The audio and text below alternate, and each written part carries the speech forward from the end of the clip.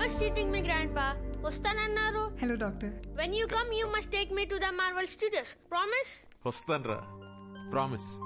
Okay. సరే నాన్న, తర్వాత మాట్లాడదాం. Bye. బాయ్.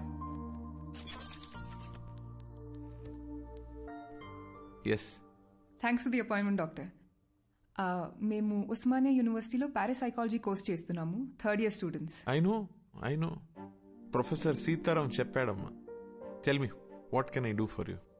డాక్టర్, మేము logical mind and supernatural forces topic మీద రీసెర్చ్ చేస్తున్నాము. ఎన్నో కేసెస్ అనలైజ్ చేశాం. కొన్ని కేసెస్ అయితే అన్బిలీవబుల్ గా ఉన్నాయి.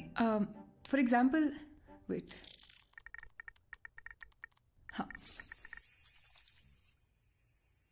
2011లో ఢిల్లీలో పుట్టి పెరిగిన మనీషా అనే ఒక 4 ఏళ్ల పాప, నా పేరు సుమన్ అని, రాజస్థాన్లో మా ఇల్లు ఉందని చెప్పి వాళ్ళ పేరెంట్స్ ని కరెక్ట్ గా గుర్తుపట్టింది. I'll just add to this. ఆ ఇంట్లో నిజంగానే సుమన్ అనే అమ్మాయి ఉండేది. 5 years ముందు ఓ యాక్సిడెంట్ లో చనిపోయిందని చెప్పారు. How is it possible doctor? We were blown away by these facts. Professor సీతారాంతో దీని గురించి డిస్కస్ చేస్తున్నప్పుడు వీటన్నిటికీ మించిన ఒక అన్యూజువల్ కేస్ మీరు సైకాలజిస్ట్ గా ప్రాక్టీస్ చేసే రోజుల్లో హ్యాండిల్ చేశారని చెప్పారు. ఇఫ్ యూ డోంట్ మైండ్ ఆ కేస్ గురించి చెప్పారంటే మా ప్రాజెక్ట్కి చాలా యూస్ఫుల్గా ఉంటుంది. And we really are curious to know. ఈ ప్రపంచమే ఒక అద్భుతం అమ్మా. It is full of mysteries and surprises. I feel anything is possible in this world of ours. We just have to keep our minds open like a parachute and then believe and later on accept. Okay, coming to the case that you're talking about, నేను బాగా ఎమోషనల్గా connect అయిన case అది. సైన్స్కి మించి ఆలోచింపచేసిన case. I think it was in the year 2013.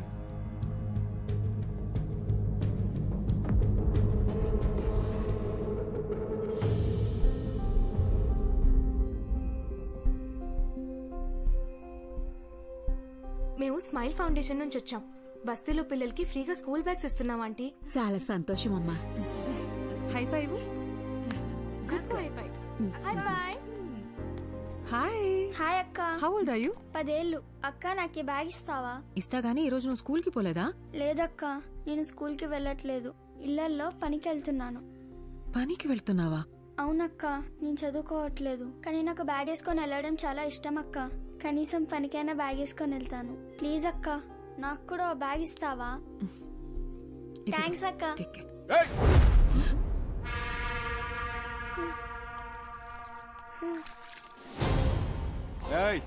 ఏందే పనిలోకి పోకుండా ఈడ మీటింగ్ పెట్టినావు?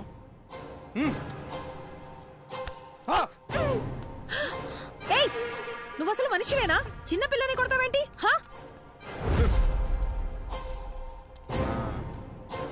ఏందే సోషల్ సర్వీసా? 12 years లోపున్న పిల్లలు పనికి వెళ్ళకూడదు, గవర్నమెంట్ రూల్. నువ్వు చేసేది చాలా పెద్ద క్రైమ్. నీ మీద పోలీస్ కంప్లైంట్ ఇస్తాను. చేసుకుంటావు అసలు ఎవరు మీకు ఇంకా వేరే పని పాట ఏం లేదా అని మీకు? మా బస్తీల పిల్లల్ని ఎట్లా చూసుకోవాలో మాకు బాగా తెలుసు. ఎవరిని అడిగి వచ్చిందే? ఈ నలుగురిని సాయంత్రం దాకా ఇన్ని ఎండలో కూర్చోబెట్టుండ్రా. కూర్చోవే. సాయంత్రం దాకా ఎండలో కూర్చుంటే కొవ్వు కరుగుతుంది.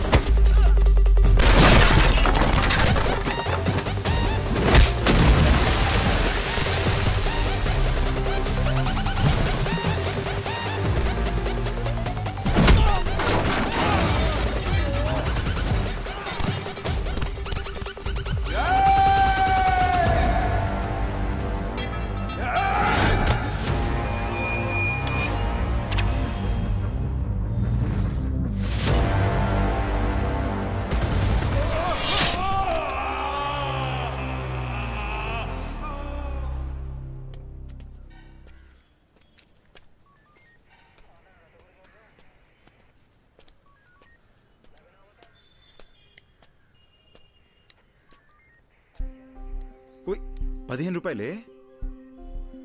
అసలు నేను ఎవరు రమ్మన్నారా? నన్న రౌడీవా? ఓ గొడవ పడకుండా ఉండలేవా? అర్థమైంది.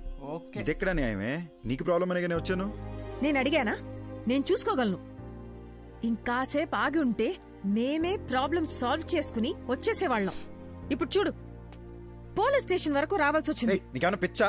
నడిరోడ్లో ఎవడో తన ఉద్దేశం ఏంటంటే కొత్తగా పెళ్ళయింది, మొన్న మధ్య ఇల్లు మారారు, ఈ టైంలో ఈ గొడవలు అవి ఎందుకు అని. నువ్వు ముయ్. ఫోన్ చేసి నేను మనం మర్చిపోక. బటర్ఫ్లై, ఇది నీతో కష్టం రా. సారీ. ఓకే చూడు butterfly, you are the best thing to happen to me. నీకెప్పుడు ఏ కష్టం వచ్చినా నేను ఇలాగే రియాక్ట్ అవుతాను. Because I love you. నీ మీద ఒకడు చెయ్యేసాడని తెలిసి వాడిని చంపకుండా కొట్టు వదిలేసానని హ్యాపీ ఫీల్ అవ్వాలి. ఓకేనా? రే బావా, నాకు చాలా పనులు ఉన్నాయి, నైట్ లేట్ అవుద్ది, నువ్వు ఇంట్లో దింపే. సరే. Take care of.